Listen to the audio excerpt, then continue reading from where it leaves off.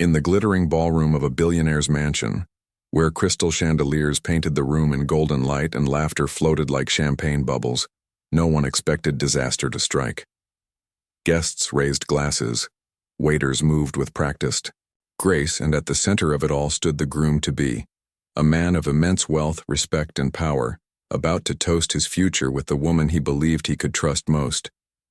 But just as the glass touched his lips, a scream tore through the elegance, shattering the moment like glass against stone.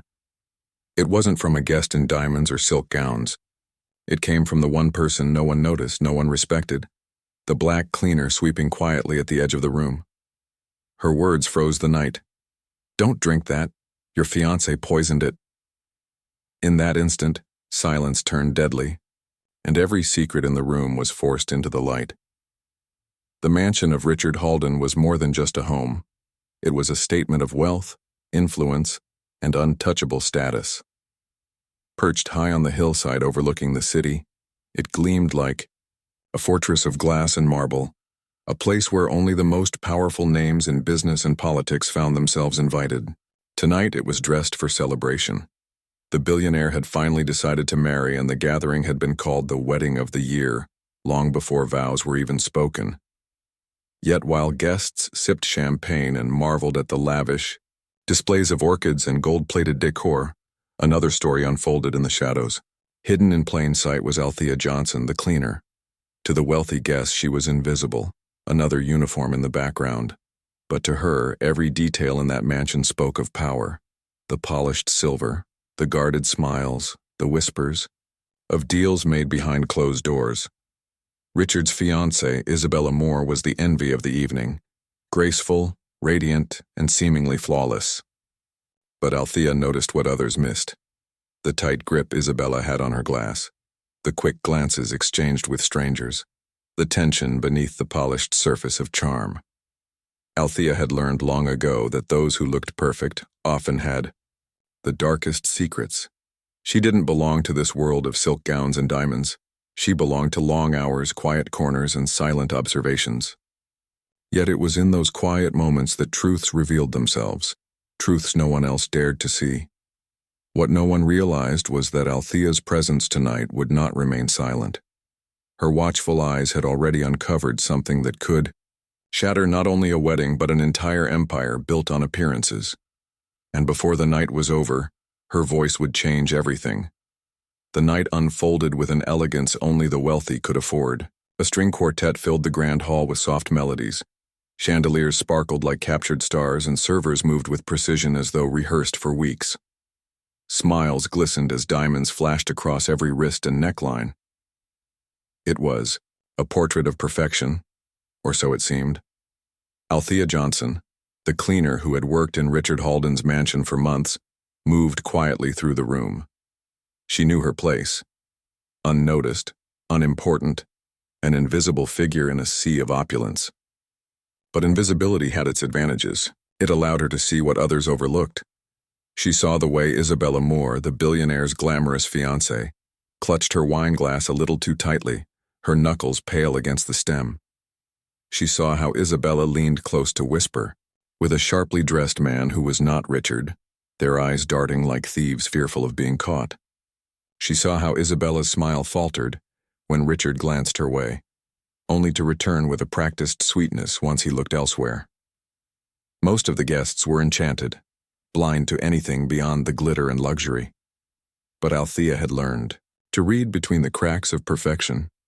Years of scrubbing floors and dusting shelves in homes like these had taught her that wealth often hid rot.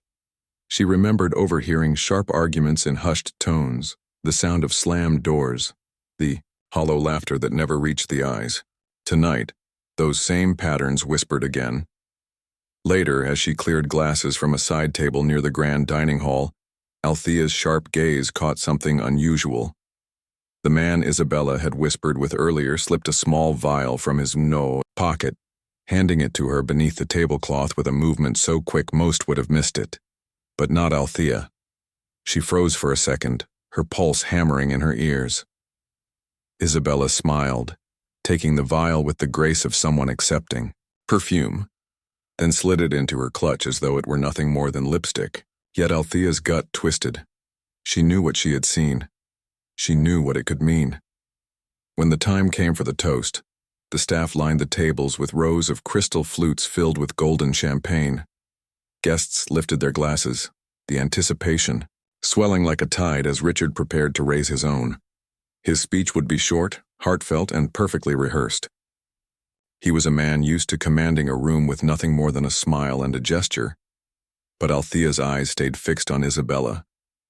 She watched as Isabella's hand dipped briefly into her clutch. A subtle, almost imperceptible motion, but one that made Althea's breath catch in her throat. The fiancée tilted her wrist just enough for the contents of that tiny vial to slip into Richard's glass before anyone else noticed. The movement was delicate, calculated, disguised as elegance. To most, it was invisible. To Althea, it was undeniable. Her hands trembled as she clutched the tray of empty glasses. Panic rose in her chest like fire, and she fought to steady her breath. Should she speak? Should she risk everything? What if she was wrong? But no, she wasn't wrong. Her instincts, honed by years of quiet observation, screamed at her. Richard lifted his glass high, preparing to toast not only his fiancée, but the empire he had built with her at his side. Guests leaned forward, smiling, glasses raised, waiting for the clink that would mark the celebration. And in that moment, Althea felt the weight of silence pressing down on her. The choice was hers.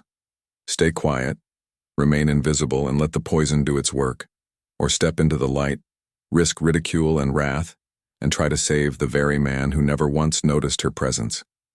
The decision would change everything. The crystal. Glasses glistened under the chandeliers, each one catching the light like a beacon of celebration. Laughter swirled around the room as Richard Halden, confident and oblivious, prepared to speak words that would echo in the society pages by morning. He raised his glass and the music softened, the room leaning into his voice. But Althea couldn't hear him. Not really. Every word blurred beneath the deafening thrum of her own heartbeat. Her throat tightened as she gripped the tray, her palms slick with sweat. She had seconds, just seconds, before the glass touched his lips. Her mind raced with consequences. If she spoke, who would believe her? A cleaner, a black woman among polished marble and billion-dollar fortunes, daring to accuse the radiant bride-to-be. She could already hear the sneers, the dismissal, the whispers of attention-seeker and liar, yet none of that mattered compared to what she knew. If she stayed silent, Richard would not leave this room alive.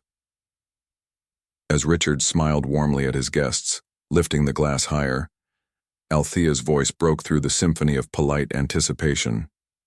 Don't. Drink that! The words sliced through the air like shattered glass. Heads whipped around. Conversations halted. For a moment, the world seemed to hold its breath. Richard froze, his glass mid-air, his brow furrowing in confusion.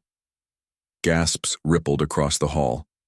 Guests exchanged glances, some with outrage, others with shock as the spotlight of scandal suddenly fell on the woman who was supposed to remain invisible. Althea's chest heaved as she stepped forward, eyes locked on the poisoned champagne, her voice trembling yet unyielding. Your fiancé poisoned it. The silence was absolute, suffocating. Then a wave of disbelief surged through the crowd. Some laughed nervously, assuming it must be a joke. Others scowled, appalled that a servant would dare disrupt such a perfect evening. Isabella's face flushed, then hardened. She feigned shock, her hand flying to her chest, her lips trembling with manufactured horror. How dare you? She hissed, her voice sharp enough to cut. But Althea stood firm, refusing to shrink. Every eye in the room bore down on her, half accusing, half questioning. Richard's hand trembled, the glass still inches from his lips. His gaze darted between the woman he was about to marry and the cleaner who had risked everything to stop him. And in that split second, one truth loomed larger than the glittering chandeliers, louder than the murmurs building in the crowd. The celebration had shattered, and the night had turned into a battlefield of trust, betrayal, and survival. The ballroom that moments before had echoed with applause now throbbed with tension. Whispers ricocheted off marble walls. Every gaze flickered between Althea, trembling but resolute, and Isabella, who now played her part with masterful control. Richard lowered the glass slowly, suspicion creeping into his eyes. A lifetime of business deals had taught him how to read faces, how to sense dishonesty. But tonight he was caught between two worlds.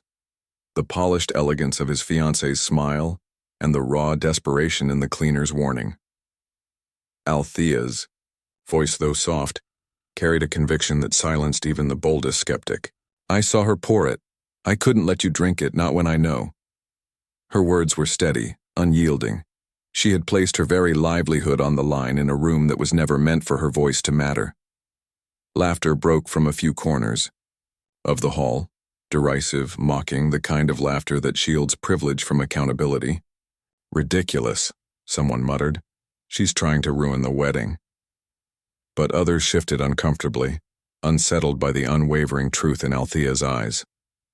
Richard's hand trembled as he set the glass on the table. His silence was a decision in itself, a refusal to dismiss her without thought, and that was all it took for the delicate mask to slip. Isabella's eyes, once brimming with feigned innocence, flared with anger. Her voice cracked, too shrill, too defensive, betraying the cracks in her perfect performance. "She's lying. She's jealous. But her words faltered as the head steward approached, holding a second glass taken discreetly from the tray. His face was pale, his voice unsteady as he whispered to Richard.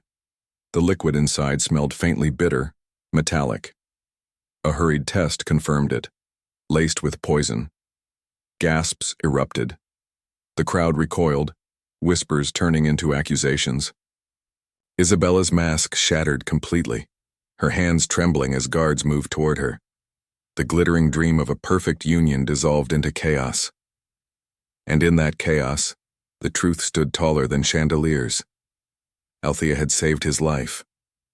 Richard's gaze returned to her, his chest heavy with the weight of realization. A woman his world would have overlooked, dismissed or forgotten, had just risked everything to expose the darkness lurking beside him.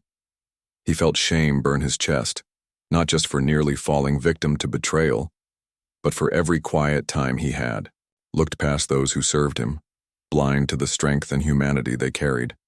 The police arrived within the hour, escorting Isabella away, her protests drowned by the echoes of scandal. But the night's most powerful image was not her downfall. It was Althea, standing tall despite her uniform, her voice finally cutting through walls meant to silence her. And as dawn broke over the estate, one question lingered for everyone who had witnessed it. How many truths are ignored? How many warnings silenced, simply because they come from voices society teaches us not to hear? In the end, the greatest danger was not the poison in the glass, but the arrogance of believing only certain people matter.